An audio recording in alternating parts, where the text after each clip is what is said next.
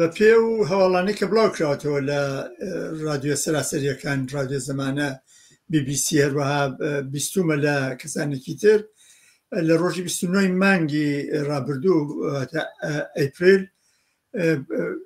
کۆیان پیان ڕاگەێنراوە بە هەرسێ کۆمەڵەکە کابێ زرگوێز و بانەگەورە چۆڵ بکەن و بڕۆن بۆ سووداش بە پێی ئەو بڕیارەی کە پارێکە پیان ڕاگەیاند بوون لە هاوینە. ئەوانش دە ڕۆژیان بۆ دیاری کردوون تەوان ئەوانش داواکاریێکیان هەبووە داواکاریەکانیان بریتە لەوەی کە ئەبێ لەو شوێنە خانوبەرەی باشیان بۆ دروستکەن کە لە کۆنێکسان ناتوانن ژیان بکەن هەروە ئەبێ دەرمانگایان بۆ دروست بکەن لە عینی هەڵدا مەکتەب دروستکەن بۆ تەلەبەکان و بۆ ئەو مناڵەکانی کە چون لەوێ ئایلە ئەژین و ئەم کەسانە پێویستیان بە مەکتەبە. ئەمەش تەبعاً بە نەتەنیا بە دە ڕۆژ جێبەجێ نابێ بەڵکو بە چەند مانگی جێبەجێ نابێ جێبەجێکردنی ئەوانە ئایا بڕیاری ئەمە ئەدەن کە دروستی بکەن یان نا ئێستا لە ئارادایە بەڵام ئەوەی کە معلومە ئەم ڕاگواستنە زۆر نامرۆڤانەیە و دەلیلێک نییە هەر کات ئێران زۆری بۆ دێت وشارێ خاتە سەر یەکێتی پارتی کە زەخت بێنن بۆ لایەنە سیاسیەکانی کە لەوێ نیشتەجێن لی ئێرانی کە بەتابەتی ئۆپۆزیسیۆنی سیاسی کوردن کە لەوێن و ئەمەش کارێکی نابەجێ و غێرئینسانیە و دش بە و یاسا نێودەوڵەتیانەیە کە تا ئێستا پێمل بوون پێی چون هیچ کام لە کۆمەڵەکان نە چالاکی سیاسیەکەن چالاکی نظامیەکەن کە مشکلەیە دروستکەن بۆ دەوڵەتی ئەقلیمی کوردستان و نەکارێکی ئەوتۆکەن بنابەرین تەنها ڕێگاوەیە کە ئەمان کاریان پیان نەبێت وە لەو جێگانێک کە نیشتەجێن ئەرکوکاری خۆیان جێبەجێ بکەن و لە ئەمانە بن ئەوە داواکاریێکی ئاساییەوە هەر حزبێکی سیاسی لە حکومەتێکە لەوێ بەرپرسە لە ئاسی ئەو کەسایەتیانە یا ئەو ئەحزابەیە ئەبێ ئەمانە ڕەچاو بکات. پێم ئەبێلانی کەم 35 ساڵ ڕەنگە 40 ساڵیش بێکە بەشێک لە کۆمەڵەکان لەوێ بوو بن لە زرگوێز بوو بن ئێوە ئاماژەتان بە گوشاری جمهوری ئیسلامی کرد بۆ سەر یەکێتی ئەمەیە هۆکارەکە کە ئەیانەوێت یەکێتی داوا دەکات لە کۆمەڵەکان کە زرگوێز شۆ بکەن یاخود ئەبێ هۆکار چی بێت ئەم داوایە بۆچی؟ سەرجەم ئێران لە شەراتێکی ئاستەمایە لە خەریکە کوڕنۆشە باوە ملدانەوێنێ بۆ داخوازیەکانی دەوڵەتی ئەمریکا لە مفاوزاتە لەگەڵیا و ئێستاشە لە پێشتر حەزی ناکرد بە مفاوزاتە یعنی یا ملی نادا بەڵام شەرایط و ئاڵگۆڕەکانی کە لە ئێرانە لە ئارادایە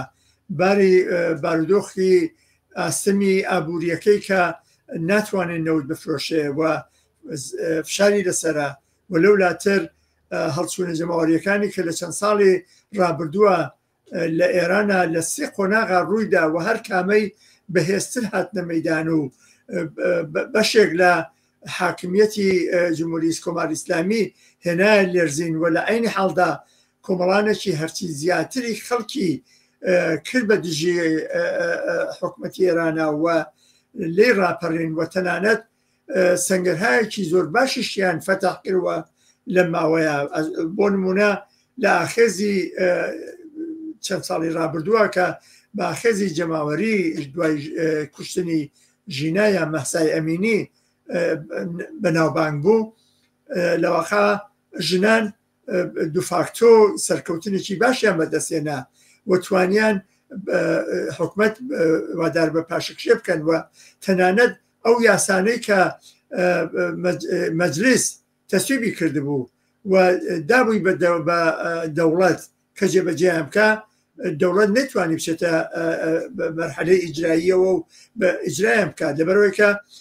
لە ئەترسا لە ئاخێزی زیاتر وە لە نافەرمانی خەڵکی ئێران و بەتایبەت لە ژنان کە تازە لەسکەکانیان لابردبوو و ئەو یاسا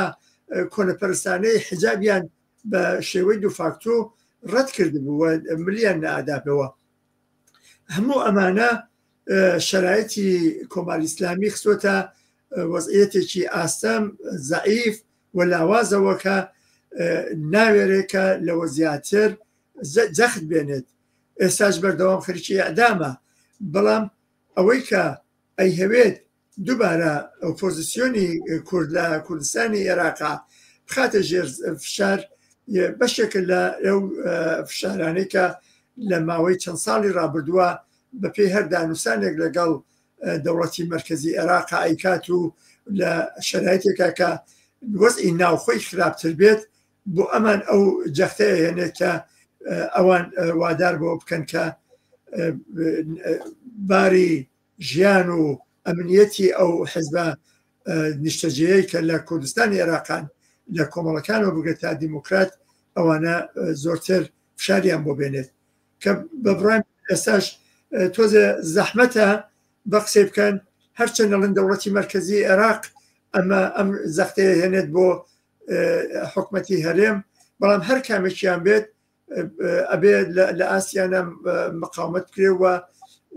وادار بۆ بکرێن کە پاشەکشێ بکەن، نەهێڵن کە ئەو شەرایطە سەختە بە ژیانی ئەوان تەحمیل بکەن. بەتایبەتی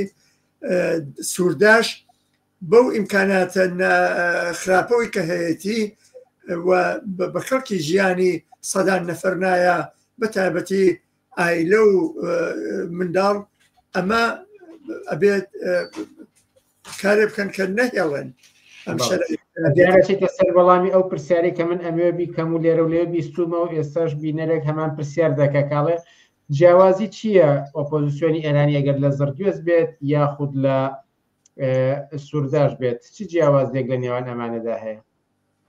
یەکەم ئەوەی ئیمکاناتێکی ژیان کە لەوێ دابینکراوە پاش زیان لە 35 ساڵ کە لەوێن نزیک بە 40 ساڵە لە زردگوێز و لە بانەگەورە و زردگوێزەڵە لەوێ دامەزراون و ئیمکاناتێکی باشیان هەیە، مەلجەیان هەیە بۆ بۆمباران وشتا، ئیمکانی حەوانەوەیان هەیە، سرویسیان هەیە. ئەو ئیمکاناتە ئەوە ئاسان دابین نەکراوە. لەگەڵ سووداشە زۆر فەرقی هەیە. سووداش زۆرتر لە بەردەستی جمهوری ئیسلامیایە، خاستەنەوەی کە هیچ مەلجەیە نییە ئەگەر پەنای بۆ بەرن لە کاتی بۆمباران و بە درۆن لێدان و ئەوانەیە. بۆیش هەموو ئەمانە مەترسین بۆی سەرگیان و ئەمنیەتی ئەوان مەڕنین کابێ بەڕاحەتی سەر ببڕێن. ئەوانە مرۆڤن خارج لە هەر دیدگایەکی سیاسی کە هەیەیانە یان نزیکی دووری لەگەڵ ئێمە خوازیار ئێوەن کە ئەبێ ئەمنیەتیان مەحفوظ بێت. جەماعەتی مجاهدینیان لە ڕۆمادیە بە شێوەهای جۆراوجۆر لە ئوردوگای ئەشرەف قەتڵ عام کرد لە دوای ئەوەی کە حکومەتی سەدام حوسێن ڕووخا. نابێ ئەم چارە نووسش لە ئینتیزاری ئەم ئۆپۆزیسیۆنی ئێرانی کووردا بێ کە لە خاچی کوردستانی عێراقان و ئەمە جیاوازیەکێتی کە هیچ ئیمکاناتێکی ژیانی بۆ دابین نەکراوە و ئەمە ئیهانە و بێحورمەتیە خارج لەوەی کە لەم گەرمایە کە ئێستا لە کوردستانی عێراقا هەیە هەر کەسێک لەنا ئەو کۆنەکسانەیە بژی ئەمرێت. ئەوە زۆر ئاساییە. جیاواز لەوەش مەترسی لێدانی جمهوری ئیسلامی هەمیشە هەر بووە و هەیە و وەزیاتر لێبێتەوە ئەگەر بچنە منتەقەی سوورداش باتەوەجه بۆی کە هیچ مەرجەیە وجودی نییە بۆی کە پەنای پێبەرنەوە ژیانیان مەحفوظ بکەن. واتە ئەگەر کورتی کەمەوە مەسەلەکە جددیە و پێویستە ڕێگەی پێ بگیرێت؟ بێگومان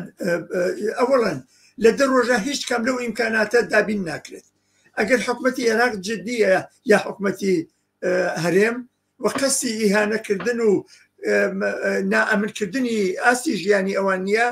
بۆچی ئەم چەند مانگەی کە تەرحی کردووە ئەو ئیمکاناتیان بۆ دابین ناکەن؟ دابینکردنی 100 خان و کارێکی ئەوتۆ ئەجایب نییە بۆ حکومەتی میلیاردها دۆلاریان هەیە، بڕۆن بۆیان جێبەجێ بکەن. ئەوانش بەشەرە نەبێت لە شوێنی باشا بژین. ئەبێ جیاواز لەو خانوبەرانە مەکتەب دروستکرێ بۆ مناڵەکانیان، مەلجەیان بۆ دروست بکرێت، خەسەخانەیان بۆ دابین بکرێت. ئەمە شتایەکە کە سەرەتایین و ئەبێ بۆیان دابین بکرێت. ئایا حکومەتی هەرێم یا حکومەتی مەرکەزی عێراق ئەمەیان بۆ جێبەجێکات ئەگە جێبەجێکات فەرمو جێبەجێ بکات وەختێن جێبەجێ ناکەن بۆچی ئەبێ پەرتەوازیان بکەن یا بە زۆر ڕاکێشیان کەن بۆ شەرایەتێکی بەغایەت نائینسانی و زێوکە هەر ئان ممکنە لیان بدرێت لیان بکوژرێت و هیچ حفاظێکیان نییە. دەسەڵاتدارانی هەرێمی کوردستان یاخود کە ئەوەی کە کۆمەڵەکان لە زەرگۆ زیاتر لەژێر دەسەڵاتی یەکێتی نیشتیمانی کوردستانان ناچارن بەوەی کە ئەمرانی کە پێیان هاتووە لەلایەن حکوومەتی مەرکەزی و یاخود ئێرانەوە جێبەجێ بکەن یاخود ئەوان دەتوانن هەڵوێستیان هەبێت و ئەکرێت چاوەڕوانی لەوان هەبێت کە ڕایەڵی هەموو ئەو فەرمانانە نەبن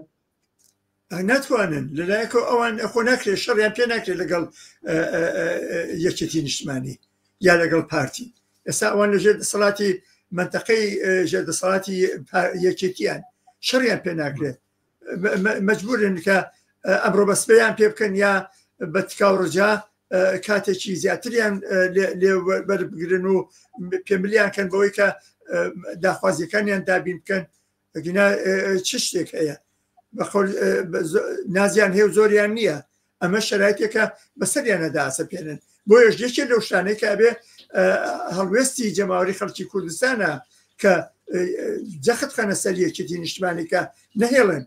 ڕۆژگارێکە ئەوان لە کوردستانی ئێرانە بوون ئەوان هەڵوێز دەگیرا من بخۆم لەناو کۆمەڵەیە بووم ساڵهای ساڵ پەنامان پێدان یارمەتیمانەدان بە هەموو شێوەیەک هیچ کات بە هیچ شێوەیەک لەلایەن کۆمەڵەی ئەو کاتەوە زەربیان نەخواردۆ یەکێتی نیشتمانی نە هەواڵێ بە نەسی خوڕیە کراوە و نە هیچ شتێک کراوە لە ماوەی ئەو 35 ساڵەیە دەیان کەس لە ئۆپۆزیسیۆنی ئێرانی لەژێر سەبەری ئەمە حزابەیە تیرۆر کران لە هەولێر هەروەها پتر لە 400-500 نەفەر تیرۆر کراوە بۆچی واکەن ئەمە ئەتوانن بەری پێ بگرن نەهێڵن بەو شێوازەی کە حکومەتی ئێرانی هەوێ یا حکومەتی ناوەندی مرکزی عێراقیەوێت هەڵوێستیان لە بەرابەرا بگرن بۆ خۆیانی دابنێن کە ئەبێ ئەم پێوانە ئینسانیانە ڕعایەتکەن و نەهێڵن ئەمە حزاب ئۆپۆزیسیۆنی کە لە ئێستا لە کوردستانی عێراقان بەو شێوازە ناشرینە هەڵوێستیان لە بەرابەرا بگیرێ و ئەرکی خەڵکی کوردستانی عێراقەکە نەهێڵن ڕووبکەنە یەکێتی بڵێ بۆتان نییە ئەمانە ساڵهای ساڵە لێرن هیچ کات سوخڕیان بۆ سەدام حوسێن نەکرد هیچ کات پشتی خەڵکی کوردستانی عێراقیان بەر نەدا لەو کاتەیە بۆچیە بێ ئاوا هەڵوێستیان بۆ بگرن بەجیا لە هەڵسوڕاوانی ئۆپۆزیسیۆنی ئێرانی کە زۆرێک لە کوردستانی عێراقدا بەداخەوە ژیانیان لە دەستداوە و تیرۆرکراون هاوکات بەشێکی زۆریش لە هەڵسوڕاوانی تورکیا بە هەمان شێوە لە کوردستانی عێراقدا ژیانیان کەوتووە بەسەری و زۆر کەسیش تیرۆر کرابوون بەڵێ ئەکرێت چی گوشارێک چی داوایەک لە ڕێکخراوی نەتەوە یەکگرتووەکان ڕێکخراوی پەنابەرانی جیهانی بکرێت بۆ ئەوەی کە هەڵوێستی هەبێت لەم بارەیەوە زۆر یەک لەو کەسانە کەسا لە خەڵکی کوردستانی عێراقان ئۆپۆزیسیۆنی ئێرانین مەلەفیان هەیە لە لای UNەوە UNHCR وەکو پەنابەریش حتا تەنانەت ناویان هەیە و ئەوان ملزەمن ئەبێ ئەو جەخت خەنە سەر یەکێتی نیشتمانی ڕویان تێ بکرێت یا ئەبێ بۆ وڵاتێکی ئەمن بیان نێرن یا ئەوەی کە ئیمکاناتێکی ئینسانیان بۆ دابین بکرێت کە لە ژێر هیچ جەختێک و نائەمنیەکە نەبن کە دەوڵەتی ئێران ڕاحەت بتوانێت بیان کوژێت بۆمبارانیان بکات و درۆن بخاتە سەریان ئەمە شتێکی داوایەکی ڕەوایە کە UNHCR ژەبێ یا ئومەی متحیدا ئەبێ بەم ئەحزابە پێیانە ڕابگاتوە جەخت خاتە سەر حکومەتی هەرێم و حکومەتی ناوەندی عێراق کە ئەو جەختانە لەسەر ئەم ئۆپۆزیسیۆنی ئێرانیە کەم بکاتەوە وایە نەهێڵە بەو شێوە ڕەفتاریان لەگەڵ بکەن ئەگەر قسەیەک ما بێت لە چاپێککەوتنەکەماندا نەهات بێت و بە گرنگی بزانیت ئاماژەی پێ بدەن فەرمون بە کورتی فقط هەرەوەندەی کە ئۆپۆزیسیۆنی عێراقی یا